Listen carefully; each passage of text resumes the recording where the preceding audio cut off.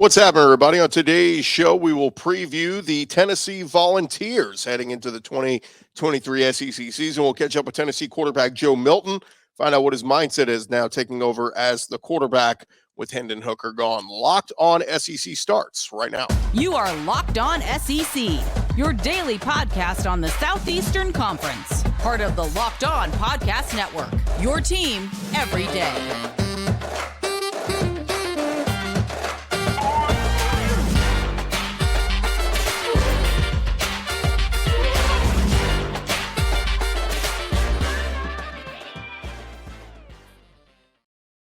And what's happening, everybody? Welcome into Locked On SEC. It's great to have you guys along. Today's episode is brought to you by Bird Dogs. Go to birddogs.com/lockedoncollege, and they will throw in a free custom Bird Dogs Yeti-style tumbler with every order. I'm Chris Gordy. Thanks for making Locked On SEC your first listen every day. We are free and available wherever you get your podcasts and on YouTube. Part of the Locked On Podcast Network, covering your team every day. All right, we're doing this thing going around the conference, previewing different teams as we count down to the start of the 2023 season. And of course, SEC Media Days will be here very soon, so figured we'd kind of mix in some interviews we got from the Manning Passing Academy. Today, we are bringing you our Tennessee Volunteers preview. So let's dive into it as we look at the 2023 Vols. And we start with head coach Josh Heupel going 11-2 last season, 6-2 in the SEC, 11 wins with a win over Florida, that thrilling win over Alabama, an Orange Bowl victory over Clemson. That is what Tennessee football is supposed to be. Led the nation in offense at 525 yards per game, and they were fun to watch. Even if you weren't a Tennessee fan, a lot of people felt, they needed to tune in. They were must-see TV last year. Will this team look like last year's? Well, there's some different things happening this year. The offense is always going to be molded in Josh Heupel's vision. He loses offensive coordinator Alex Golish, who takes over at USF. And now they slide Joey Halsley up to OC. But the offense should look very similar to what they have been running, with Heupel being the brains behind it. This might not be the nation's number one offense again or number one scoring attack, but they're going to be very good. And the true test is going to be, how good can the quarterback, Joe Milton, be? Joe Milton does not need to replicate what Hendon Hooker did, in my opinion. Hendon Hooker completed, 70% of his passes, 27 touchdown passes, 2 picks. But can Joe Milton do what he did in those starts against Vanderbilt and Clemson at the back end of last season? Joe Milton has seen and played a lot of football. 3 seasons at Michigan, and now his 3rd season at Tennessee. He's appeared in 29 collegiate games over the past 5 years, 17 passing touchdowns with 5 rushing touchdowns. And now it is his time to shine. He's been a backup. He's been a depth guy, all that kind of stuff. It's his time to go out there and be the guy. He's got some really good weapons surrounding him. And look, if for whatever reason he struggles and cannot rise to the occasion, they got the 5-star freshman Nico Iamaleava behind him. And I've talked to some people who have said, look, if Milton struggles and they have some early season losses, they may just say, screw it. Let's throw Nico in there and let's ride him. Get the freshman jitters out, and he'll be the guy for the next handful of years. I don't think that'll happen. I think Milton will have a really good year. We saw, Hendon Hooker was a good, not great quarterback at Virginia Tech, but a couple of years with Josh Heupel, and look at what he was able to do. Now, the big thing with Tennessee is really the underrated part. I don't hear many people talk about how dominant of a run team they were. Their leading rusher, Jalen Wright, is back. He averaged 6 yards per carry with 875 yards and 10 scores last year. Jabari Small and Dylan Sampson are back. Tennessee rushed for over 2,500 yards last season. Like I said, Wright rushed for 875. Jabari Small rushed for 730. And if you mix in some designed runs for Joe Milton, I think they can once again be a very dangerous rushing team. By the way, the stat of the day, the Vols were 9-0 when getting rushing for 155 yards or more. So that is going to be key once again. Now, as for receivers, they're going to lose Jalen Hyatt and Cedric Tillman, but they bring back a good arsenal. Baru McCoy, Ramel Keaton, Squirrel White. In terms of production last year, that was your number 2, 3, and 4 receivers. They had Dante Thornton from Oregon through the transfer portal, could be that big deep threat. And they got a couple of promising freshmen as well. I think receivers are going to be really good for Tennessee. But now we got to talk about the defense.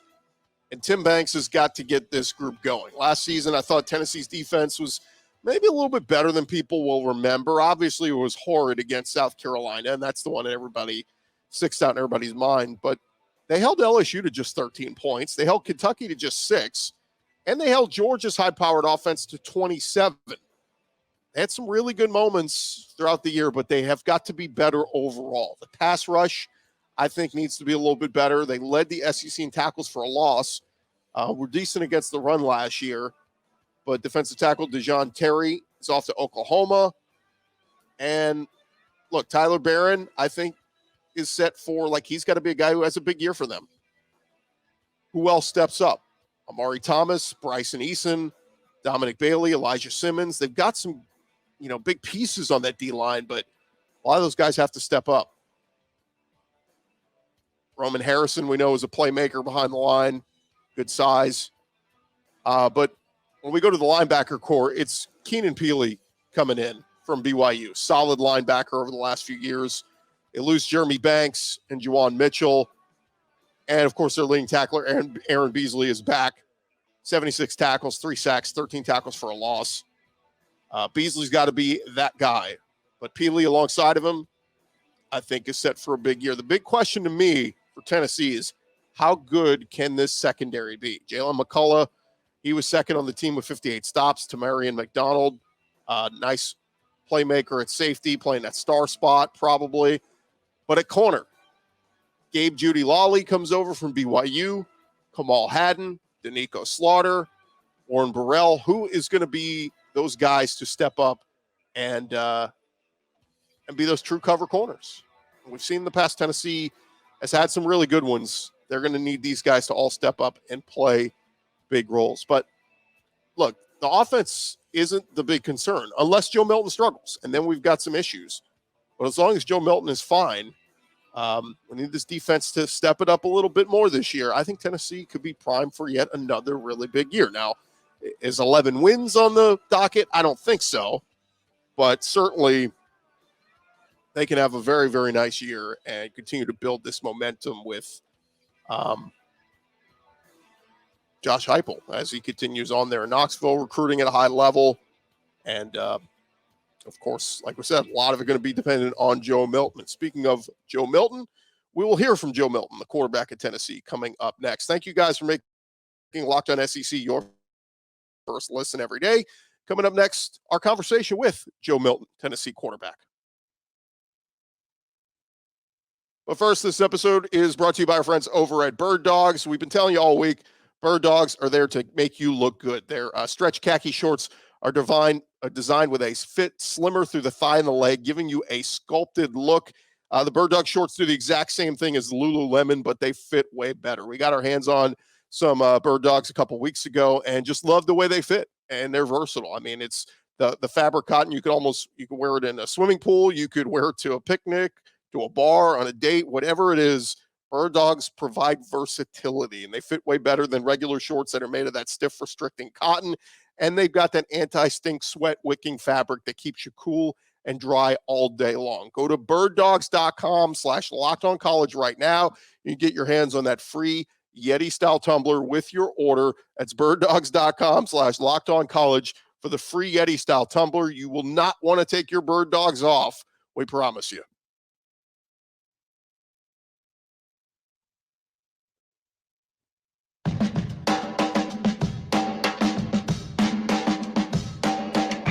All right, continue on here, Locked On SEC, and thank you guys for making us your first listen every day. Shout out to our everydayers.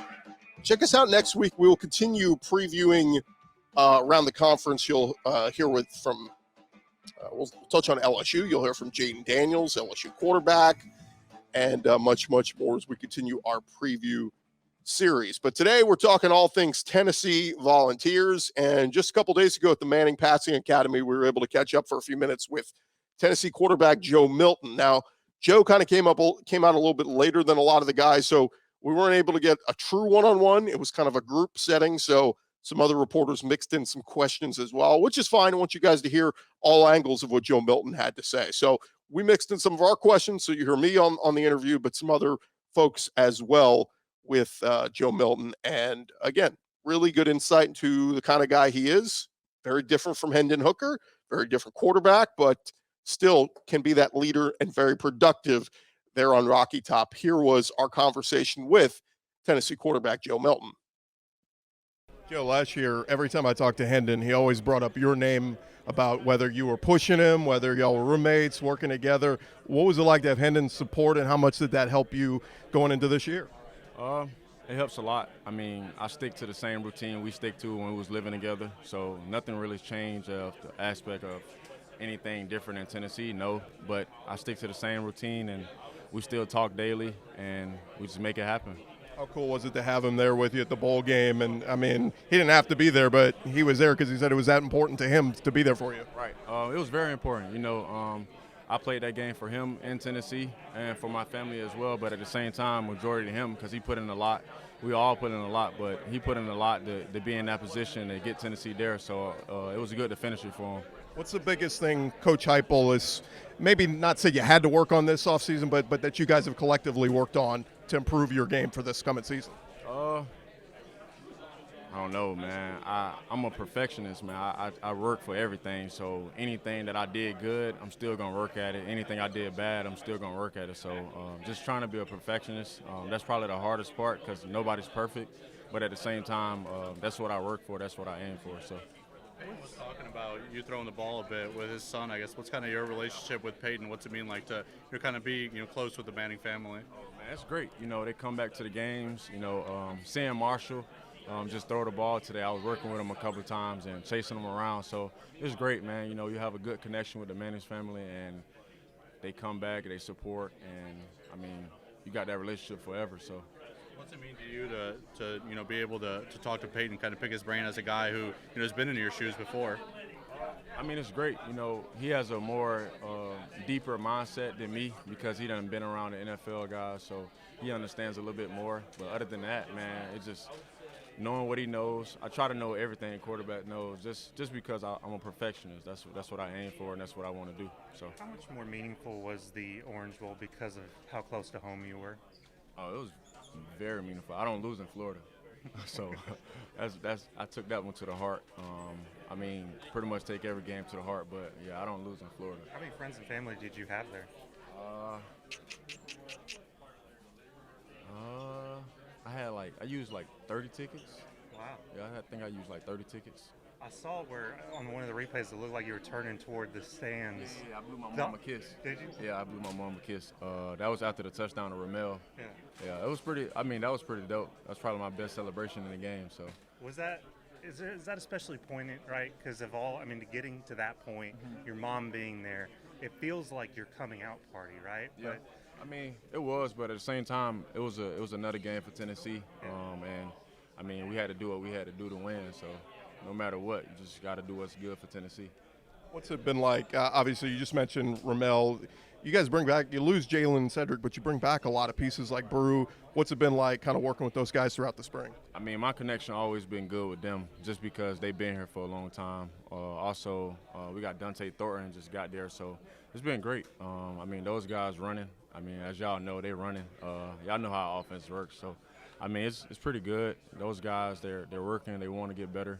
They understand me. They understand what the offense wants, and they understand how to beat guys. So, they get open. You've had a long road to the years of Michigan. Obviously, the past few years of Tennessee having to sit, but this is your time. This is your moment. I mean, how excited are you to go into this year knowing you're the guy? It's another opportunity. I don't look at it no different. No, I mean, it's just another opportunity. It's another game, and, I mean, you do what you got to do to win. Have you always viewed it that way? Because it sounds like a way of compartmentalizing. I was younger at first. Like, my first 3 years at Michigan, I did not view it that way. I just wanted to be the best version of Joe, but now – you kind of like, as you get older, you kind of see the whole aspect of the game, and you see how life works, and you see how things can come by and go. So, however you treat it, I treat it a little bit different. It's more meaning now. Not because it's my last year, just because guys want it more, and I see it in their eyes, like they're dedicated. So, why not give my all? What's the biggest difference you see coming from the Big Ten to the SEC? I mean, we always hear it's faster, it's more physical, all that. Is that what you've seen the last couple of years? Yeah, guys are way faster. Stronger, no. Michigan was pretty strong, but faster, yes. Guys are actually running sideline to sideline. In the Big Ten, there was only a couple guys that can do that. Like you had Devin Bush, but he was on my team. He wasn't tackling me, but you see that. But now you got guys running sideline to sideline pretty much every game. Are we going to see you run a little bit more this year? Whatever happens. I don't know, man. I don't do that. Whatever happens, happens. Witnessing a Tennessee team who was obviously at the top, especially in the SEC, how do you keep it level going into the season? I mean, everybody keep the same mindset. You got to win. You got to attack every day like it's your last. And then I pretty much tell the team, like, no coach is going to cross that white line, so we have to have trust amongst each other and put that same trust on the field, so leave no brother behind. Speaking with the SEC, you got two guys here from LSU, in Nuss and Jane Daniels. What do you see out of those guys? Oh, those guys are great. This was my first time hanging around those guys personally and this close and actually, get to spend time with them personally, not just on the field. So it's been great. Those guys have a good mindset and good heads on their shoulders, so it's been good. I got one more for you. When Joe Milton's not playing football, what are you doing? Either playing the drums, I'm playing Call of Duty. I listen to music a lot. I like to drive my car around the city, just long roads, listen to music. How long have you been playing drums? I've been playing drums since I was 8. Yeah, it's been a minute. You play with other, like a band, or you just go? That drum. Nah, I got a drum pad in my closet. I just go in there, I close the closet door, and I just play the drums. If you didn't play football, would you be in the Tennessee band? I would not. I would not be in the Tennessee band. HBCU, yeah, but not Tennessee band, no. That again, Tennessee quarterback Joe Milton. Thank you guys again for making Locked On SEC your first listen every day. Coming up next, what are the true expectations for Tennessee this season? We'll run through their schedule. We'll give you our thoughts on what it will look like in 2023. More Locked On SEC coming up next.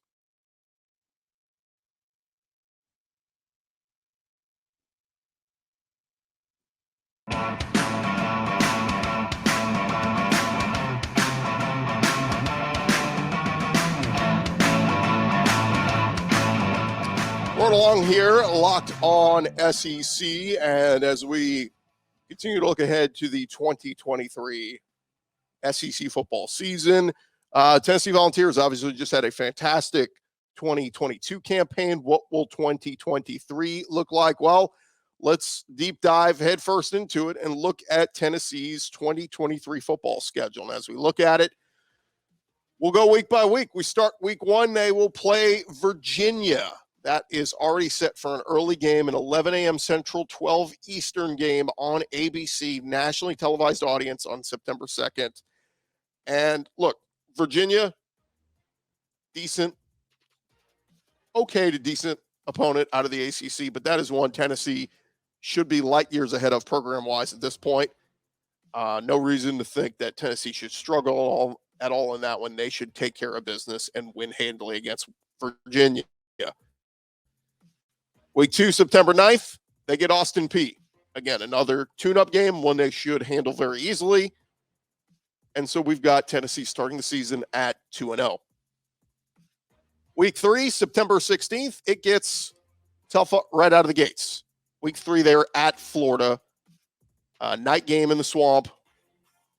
6 p.m. Central, 7 Eastern on ESPN, already been picked up. And that is one that Tennessee has got to go find a way to win. We know Billy Napier in Florida and a little bit of transition, bringing in their new quarterback in Graham Mertz. But if Joe Milton's going to be that guy and the offense is going to continue on, the defense is going to get better, that's one that Tennessee has to win. They just have to win in the Swamp. So we'll give Tennessee the win. Maybe it's a close one. Maybe it's not easy.